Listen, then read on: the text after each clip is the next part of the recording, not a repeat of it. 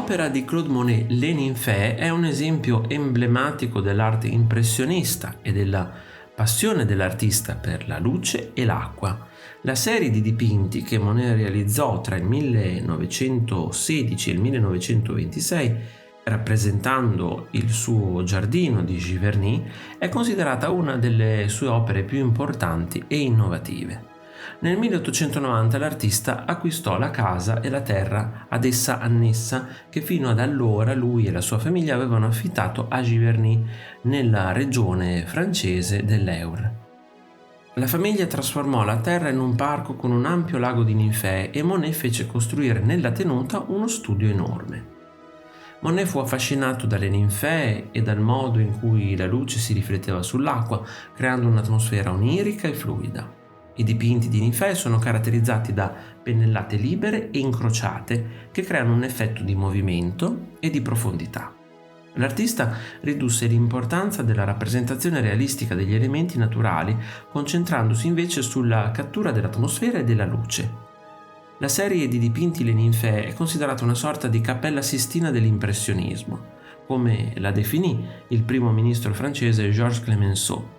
L'opera è un esempio di come Monet riuscì a creare un'arte che trascende la rappresentazione realistica della natura per catturare l'essenza della luce e dell'atmosfera.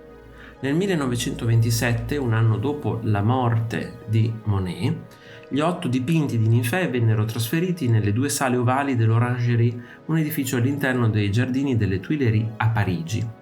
Questo pannello occupa la parte sinistra di uno dei murali, un'opera a 3 pannelli lunga quasi 13 metri. L'enorme tela, dai tratti onirici, eseguita durante intensi anni di lavoro nello studio, offre una sintesi tra ricordo e osservazione diretta. Per cogliere i riflessi sull'acqua del cielo mattutino, nuvoloso ma chiaro, Monet dipinge con grande libertà, incrociando le pennellate tra loro in modo da ottenere un velo pallido tempestato di colori iridescenti. L'assenza di cielo e orizzonte crea un'idea fluida e ambigua dello spazio. Le foglie del salice piangente sfiorano la superficie d'acqua, formando una soffice scia continua in cui non si distinguono dai loro riflessi sul lago. I viticci verdi, screziati con rosa scuro e blu, ricadono verticalmente sulla tela e si intrecciano confusamente con il bianco, il rosa e il blu dello specchio d'acqua. Le fronde di foglie, che si estendono dal bordo superiore a quello inferiore del quadro, generano un effetto bidimensionale quasi in rilievo. Monet ridusse il diametro del tronco, sebbene sia dipinto in modo fitto con marrone, blu, ocra e rosa scuro. Ai lati si scorge una pennellata supplementare con i colori più chiari dell'acqua e della vegetazione alle spalle.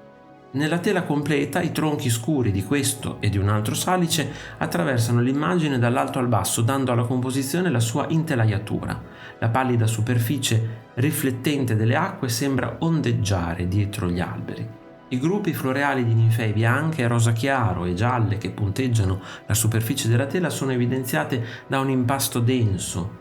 Le forme ellittiche delle foglie dei fiori sono tratteggiate finemente con rapidi colpi calligrafici di vernice rossa, blu e verde. I dipinti di ninfee sono anche un esempio della capacità di Monet di lavorare in studio, creando opere che sembrano essere state dipinte in plein air. L'artista utilizzò la sua memoria e la sua osservazione diretta per creare opere che sono sia realistiche che oniriche. In generale, Le Ninfee di Monet è un'opera che continua a ispirare e a influenzare l'arte e la cultura, rappresentando un esempio emblematico dell'impressionismo e della passione dell'artista per la luce e l'acqua. Se ti è piaciuto il video, iscriviti al canale, lascia like e condividilo con i tuoi amici. Ti invito anche a visitare il mio negozio. Un saluto e al prossimo video di Arte Esplorando!